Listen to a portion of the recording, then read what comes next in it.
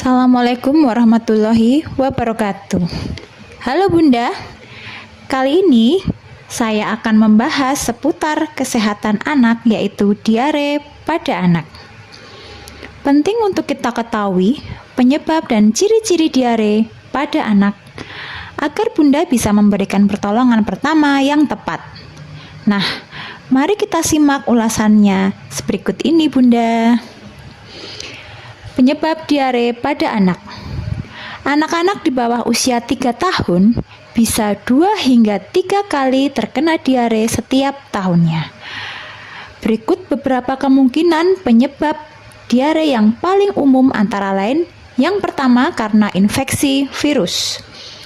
Menurut Ikatan Dokter Anak Indonesia, penyebab diare pada anak yang paling sering adalah infeksi karena rotavirus. Hampir 60 hingga 70% kasus diare anak disebabkan oleh rotavirus. Tetapi ada juga virus lainnya, antara lain adenovirus dan juga astrovirus yang juga dapat menyebabkan diare disertai muntah. Nah, ketiga virus ini sangat mudah menyebar melalui konsumsi makanan atau air minum yang sebelumnya telah terkontaminasi. Virus penyebab diare juga dapat menular dari satu anak ke anak lainnya akibat buruknya kebersihan diri dan juga lingkungan sanitasi yang buruk. Yang kedua, infeksi bakteri. Sekitar 10 hingga 20% kasus diare yang menyerang anak disebabkan oleh infeksi bakteri, terutama Campylobacter, Salmonella, Shigella, dan juga E. coli. Sama seperti virus, bakteri penyebab diare mudah menyebar lewat konsumsi makanan dan juga minuman yang sudah terkontaminasi. Kebersihan diri yang kurang terjaga dan juga sanitasi lingkungan yang buruk. Yang ketiga adalah infeksi parasit. Tidak semua parasit dapat menyebabkan diare. Parasit penyebab diare pada anak yang paling sering adalah amoeba dan juga cacing, antara lain cacing tambang maupun cacing gelang. Nah, parasit dapat menginfeksi anak lewat konsumsi makanan atau minuman yang telah terkontaminasi. Parasit juga bisa masuk lewat kulit, terutama jika si kecil suka bermain tanpa alas kaki di tanah. Yang keempat, faktor non-infeksi. Selain karena infeksi, diare anak juga dapat disebabkan oleh alergi makanan, alergi terhadap susu sapi, kelainan anatomi usus, gangguan penyerapan gizi di usus, maupun keracunan. Disarankan untuk berkonsultasi dengan tenaga medis ataupun tenaga kesehatan agar mengetahui penyebab diare pada anak secara pasti. Pahami jenis diare pada anak. Berapa lama normalnya anak mengalami diare tergantung dari jenisnya. Secara umum, diare terbagi menjadi diare akut, diare persisten, dan juga diare kronis. Nah, berikut ini penjelasan lebih lengkapnya Bunda. Yang pertama adalah diare akut. Diare akut adalah kondisi diare dalam jangka waktu yang singkat, yaitu sekitar 1 hingga 2 hari. Penyebab diare akut adalah infeksi bakteri akibat mengkonsumsi makanan maupun minuman yang telah terkontaminasi maupun terinfeksi oleh virus. Yang kedua adalah diare persisten. Diare pada anak yang tidak kunjung sembuh dalam waktu 2 hingga 4 minggu dapat dikategorikan sebagai jenis diare persisten. Sama seperti jenis diare akut, kondisi ini umumnya disebabkan oleh infeksi virus, bakteri, maupun parasit. Selain infeksi, diare persisten juga bisa menjadi tanda adanya alergi dan juga gangguan kesehatan yang lebih serius, seperti misalnya penyakit radang usus. Yang ketiga adalah diare kronis.